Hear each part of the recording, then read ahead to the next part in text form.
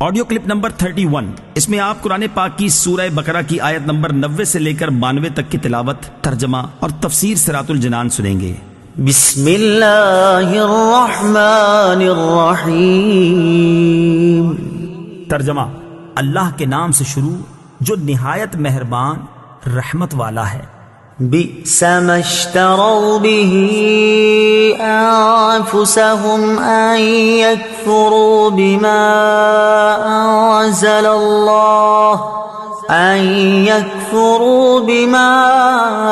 أنزل الله بغيا أن ينزل الله من فضله على من يشاء من عباده فباءوا بغضب على غضب وَلِلْكَافِرِينَ عَذَابٌ مُّهِينٌ۔ ترجمہ: انہوں نے اپنی جانوں کا کتنا برا سودا کیا کہ اللہ نے جو نازل فرمایا ہے اس کا انکار کر رہے ہیں، اس حسد کی وجہ سے کہ اللہ اپنے فضل سے اپنے جس بندے پر چاہتا ہے وحی نازل فرماتا ہے، تو یہ لوگ غضب پر غضب کے مستحق ہو گئے اور کافروں کے لیے ذلت کا عذاب ہے۔ بئس ما اشتروا به انفسهم، انہوں نے اپنی جانوں کا کتنا برا سودا کیا۔ تفسیر صراط الجنان میں ہے،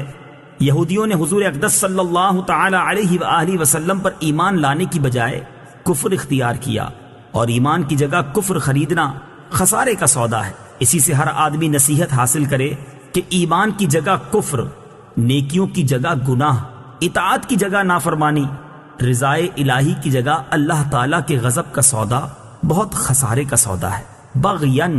حسد کی وجہ سے۔ تفسیر صراط الجنان میں ہے، یہودیوں کی خواہش تھی ختم نبوت کا منصب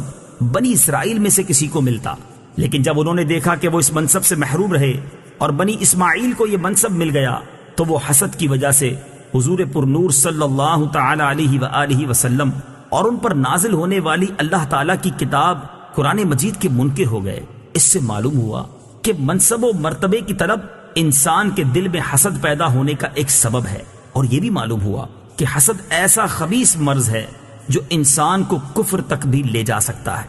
وَإِذَا قِيلَ لَهُمْ آمِنُوا بِمَا أَنزَلَ اللَّهُ قَالُوا نُؤْمِنُ بِمَا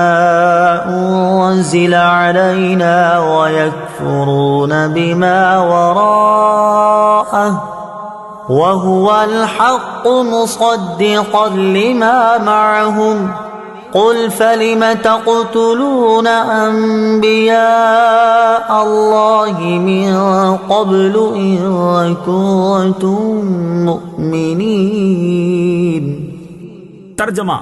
اور جب ان سے کہا جائے کہ اس پر ایمان لاؤ جو اللہ نے نازل فرمایا ہے تو کہتے ہیں ہم اسی پر ایمان لاتے ہیں جو ہمارے اوپر نازل کیا گیا،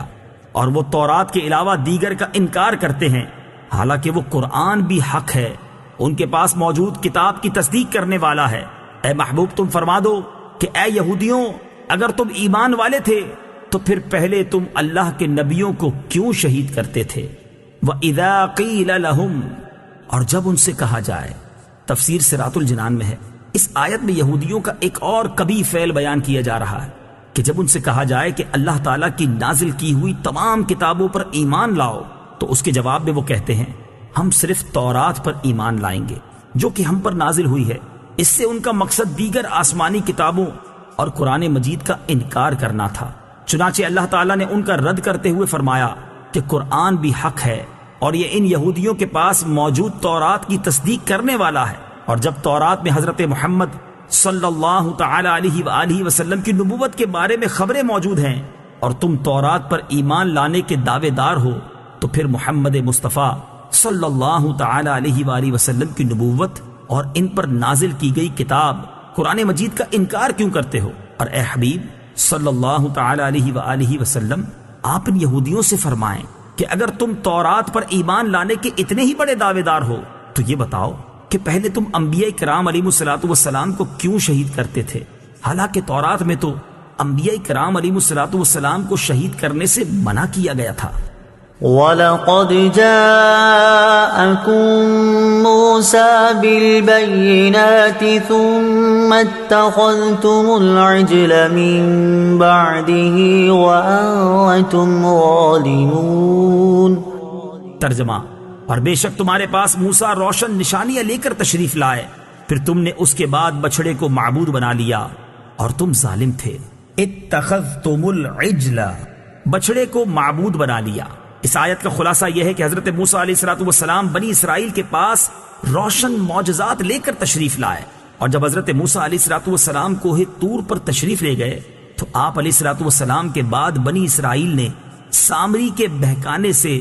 گائے کو معبود بنا لیا اور گائے کی پوجا کر کے انہوں نے کفر کیا۔ جب حضرت موسیٰ علیہ السلام کی روشن نشانیاں دیکھ کر بنی اسرائیل بچڑے کی پوجا میں مبتلا ہو گئے تو ان یہودیوں کا سید المرسلین صلی اللہ تعالی علیہ وآلہ وسلم کے ساتھ کفر کرنا ان کے لیے کون سی بڑی بات ہے۔